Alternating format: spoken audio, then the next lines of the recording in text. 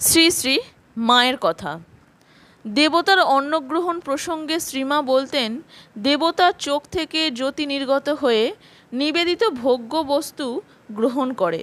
সরল বিশ্বাসে দিলে ভগবান স্থূলভাবেও গ্রহণ করেন। এই প্রসঙ্গে শ্রীমা স্নেহলতা সেনকে একটি কাহিনী বর্ণনা করেছেন।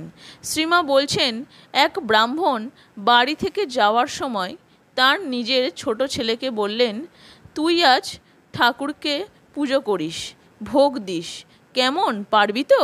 ছেলেটি বলল, হ্যাঁ, খুব পারবো।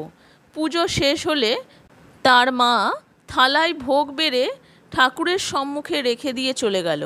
ছেলেটি দরজা বন্ধ করে হাত জোড়ো করে ঠাকুরকে খেতে বলল। অনেকক্ষণ ধরে ঠাকুর খাও ঠাকুর খাও বলা সত্ত্বেও গোপাল ঠাকুর কিছুতেই খান না দেখে ছেলেটি রেগে একটি লাঠি হাতে করে বলল, ঠাকুর খাবে তো? খাও, না হলে এই লাঠি দিয়ে তোমার মাথা ভেঙে দেবো। তখন ঠাকুর একটি ছোট ছেলের বেশ ধরে মূর্তি থেকে বেরিয়ে এসে আসনে বসে খেতে লাগলো। সমস্ত ভোগ নিঃশেষে ভোজন করে বলল, আমি যে খেয়েছি কাউকে বলিসনি, বললে ভালো হবে না, বলেই মূর্তির মধ্যে মিলিয়ে গেলেন। দরজা খুলতেই তার মা প্রশ্ন করল, কিরে, ঠাকুরকে খাইয়েছিস? ছেলেটি উত্তর দিল, হুঁ।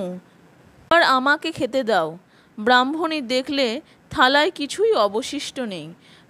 পাগল ছেলে ঠাকুর ঘরে বসেই ঠাকুরের ভোগ খেয়েছে মনে করে তিনি ভয় পেলেন এবং খানিক পরে ব্রাহ্মণ বাড়ি আসতেই সে কথা বলে দিলেন।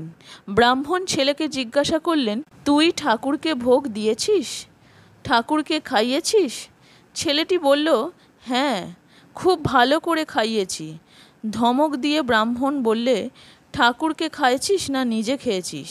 ছেলে তখন নিরুপায় হয়ে বলল, না বাবা, আমি খাইনি, ঠাকুর নিজেই খেয়েছেন, কাউকে বলতে মানা করেছেন। মূর্তি থেকে বার হয়ে খেয়ে আবার মূর্তিতে ঢুকে গেছেন। বলিবা মাত্রই রক্ত বমি করে ছেলেটি মারা গেল। ব্রাহ্মণ ঠাকুরের কাছে গিয়ে পড়িল, আমার একমাত্র ছেলেকে নিলে ঠাকুর, বলিয়া কান্না করতে লাগল। কিন্তু তাতে কোনো ফল হলো না। ভগবান যখন আসেন তখন শিশু আর গরিবের ভিতর দিয়েই আসেন।